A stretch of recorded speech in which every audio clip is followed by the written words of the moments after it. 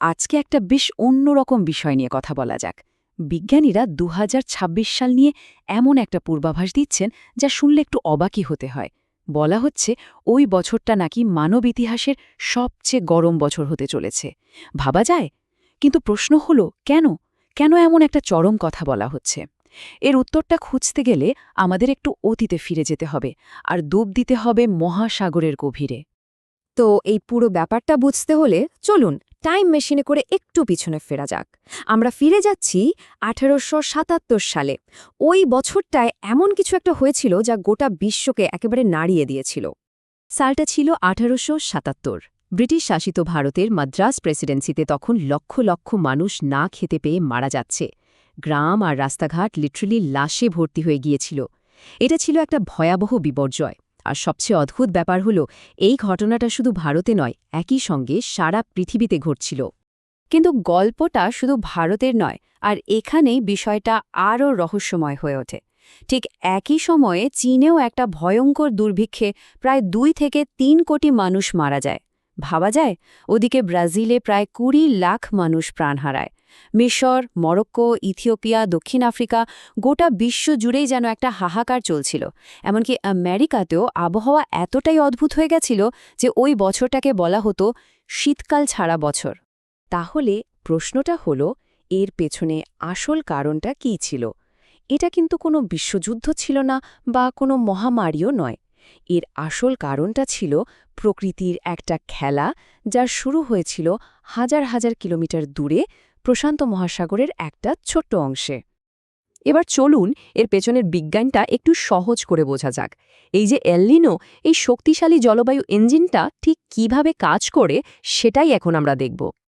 দেখুন, এল নিনো হল প্রকৃতির একটা অদ্ভুত খেলা। এই সময়ে প্রশান্ত মহাসাগরের জলটা অস্বাভাবিক গরম হয়ে যায়। নামটা কিন্তু বেশ মজার। সপ্তদশ শতকে পেরুর জেলেরা এর নাম দিয়েছিলেন এল নিনো, স্প্যানিশ ভাষায়, যার মানে হল ছোট্ট বালক। কিন্তু নামের সঙ্গে এর কাজের কোনো মিল নেই, কারণ এই ছোট্ট বালকের প্রভাব কিন্তু বিশাল। স্বাভাবিক সময়ে কি হয়, শক্তিশালী বাণিজ্য বায়ু বা ট্রেড উইন্ডস আমেরিকা থেকে এশিয়ার দিকে বয়।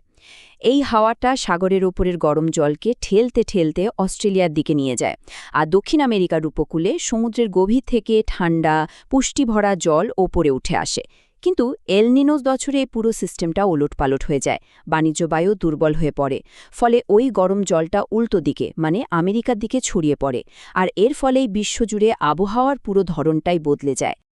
আচ্ছা, সাধারণ ব্যাখ্যা তো বোঝা গেল, কিন্তু এবার আসা যাক আসল কথায়। ২০২৬ সালে ঠিক কী হতে চলেছে, আর কেনই বা একে এতটা ভয়ঙ্কর বলা হচ্ছে? বিশেষজ্ঞরা কিন্তু বেশ কঠিন একটা সতর্কবার্তা দিচ্ছেন। যেমন নিউ ইয়র্ক স্টেট ইউনিভার্সিটির অধ্যাপক পল রাউন্ডির মতো বিজ্ঞানীরা বলছেন, আমরা সম্ভবত গত ১৪০ বছরের মধ্যে সবচেয়ে শক্তিশালী এল নিনোর মুখোমুখি হতে চলেছি। অনেকে তো একে মেগা এল নিনো পর্যন্ত বলছেন। সমস্যাটা হলো, এবার পরিস্থিতিটা একটু ভিন্ন। প্রথমত, জলবায়ু পরিবর্তনের কারণে আমাদের পৃথিবীটা কিন্তু আগে থেকেই বেশ গরম হয়ে আছে। বিশ্বজুড়ে গড় তাপমাত্রা এর মধ্যেই প্রায় ১.৪ ডিগ্রি সেলসিয়াস বেড়ে গেছে। এটা হলো আমাদের বেসলাইন। अब इस पहले से मौजूद गर्मी के ऊपर एल नीनो की वजह से और गर्मी जुड़ेगी। वैज्ञानिकों का मानना है कि 2026 का सुपर एल नीनो अकेले ही तापमान को करीब 1.5 डिग्री सेल्सियस तक और बढ़ा देगा। তাহলে মোট বৃদ্ধিটা কোথায় গিয়ে দাঁড়াচ্ছে? প্রায় 2.9 ডিগ্রি সেলসিয়াস, মানে স্বাভাবিকের থেকে প্রায় ৩ ডিগ্রি বেশি। ব্যাপারটা ঠিক কেমন জানেন? ধরুন আপনি এমনিতেই একটা বেশ গরম ঘরে বসে আছেন, আর তার মধ্যে কেউ এসে ফুল পাওয়ারে একটা হিটার চালিয়ে দিল। আমাদের পৃথিবীর অবস্থাও ঠিক তেমনই হতে চলেছে। মানব ইতিহাসে এর আগে কখনো এত বড় তাপমাত্রার পরিবর্তন একবারে হয়নি। তো ভারতের জন্য এর ফল ঠিক কি হতে পারে? এর প্রভাবকে আমরা ৪টে ভাগে ভাগ করে বুঝতে পারি। চলুন দেখি সেগুলো কি কি। প্রথম এবং সবচেয়ে গুরুত্বপূর্ণ স্তরটা হল বর্ষা। ভারতের আবহাওয়া দপ্তর বা আইএমডি বলছে বর্ষা স্বাভাবিকের চেয়ে কম হতে পারে, মানে স্বাভাবিকের মাত্র 92%। এর সহজ অর্থ হল দেশের একটা বিশাল অংশে খরার মতো পরিস্থিতি তৈরি হতে পারে, ঠিক সেই সময়ে যখন জলের দরকার সবচেয়ে বেশি। আর বর্ষা কম হওয়া মানেই দ্বিতীয় স্তরে আঘাত, অর্থাৎ আমাদের কৃষি ব্যবস্থা। এই চারটা দেখলেই ব্যাপারটা পরিষ্কার হয়ে যাবে। ভারতের প্রায় ৫১%, মানে অর্ধেকেরও বেশি চাষবাস সরাসরি বর্ষার জলের উপর নির্ভর করে।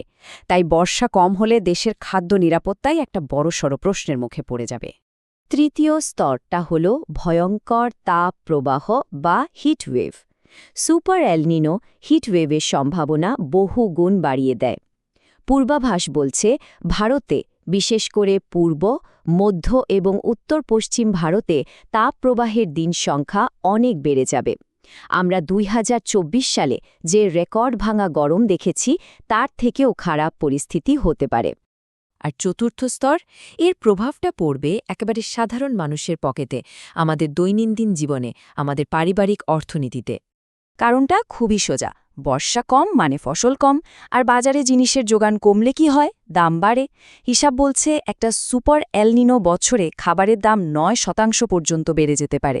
ভাবুন, এখনকার এই মূল্যবৃদ্ধির বাজারে এটা একটা বিশাল বড় বোঝা হয়ে দাঁড়াবে। তো সমস্যাটা তো বোঝা গেল। এখন প্রশ্ন হল, এর সমাধান কি? আসুন দেখা যাক আমরা ঠিক কি করতে পারি, আর কোথায় কোথায় আমাদের ভাবনায় গলত রয়েছে। যখনই দেশের কোথাও বড় বড় জঙ্গল বা প্রচুর গাছ কাটা হয়, তখন সরকারের তরফ থেকে একটা খুব চেনা যুক্তি দেয়া হয়। বলা হয়, এটা তো উন্নয়নের জন্য দরকার, আর একটা গাছ কাটলে তার বদলে 10টা নতুন গাছ লাগানো হচ্ছে। কিন্তু আসল ছবিটা কি? আইআইটি বোম্বের একটা সমীক্ষা কিন্তু অন্য কথা বলছে। ২০১৫ থেকে ২০১৯ সালের মধ্যে প্রতি ১ বর্গ কিলোমিটার নতুন গাছ লাগানোর বদলে ১৮ বর্গ কিলোমিটার পুরনো ঘন জঙ্গল কেটে ফেলা হয়েছে। মানে হিসেবটা কিন্তু মোটেই মিলছে না। আর একটা বড় সমস্যা হলো আমাদের নীতিতে। ভারতের শৈত্যপ্রবাহ বা কোল্ড ওয়েভকে নোটিফাইড ডিজাস্টার বা বিজ্ঞাপিত বিপর্যয় হিসেবে ধরা হয়, কিন্তু হিটওয়েভ বা তাপপ্রবাহকে নয়। এর মানে হল, তাপপ্রবাহে মারা গেলে সরকারি সাহায্য বা ক্ষতিপূরণের ব্যবস্থা খুবই সীমিত, যা একটা বড়সড় ফাঁক। তাহলে উপায় কি? দেখুন, কয়েকটি জিনিস আমরা করতেই পারি। প্রথমত, নতুন চারা লাগানোর থেকেও অনেক বেশি জরুরি হল পুরনো বড় গাছগুলোকে বাঁচানো। দ্বিতীয়ত, একে অপরের খেয়াল রাখা। যারা এই গরমে বাইরে কাজ করতে বাধ্য হন, তাদের জন্য একটু জল বা ছায়ার ব্যবস্থা করা, হাতের কাছে ওআরএস প্যাকেট রাখা। আর তৃতীয়ত, সম্ভব হলে বাড়িতে সোলার প্যানেল লাগানো। এতে কয়লার উপর চাপ কমবে, যা পরোক্ষভাবে জলবায়ু পরিবর্তনকে রুখতে সাহায্য করবে। শেষে শুধু একটা প্রশ্ন রেখে যেতে চাই। ভাবুন তো, যে শিশুটির জন্ম ২০২৬ সালে হবে, তার কাছে স্বাভাবিক গরমকাল বলতে কি বোঝাবে? হয়তো সে কোনোদিন জানবেই না যে ৩০-৩৫ ডিগ্রি সেলসিয়াসের আরামদায়ক গ্রীষ্মকাল কেমন হয়। তার কাছে হয়তো ৪৫ ডিগ্রি হবে নতুন স্বাভাবিক। আমাদের আজকের নেওয়া পদক্ষেপগুলোই কিন্তু ওদের ভবিষ্যৎটা ঠিক করে দেবে।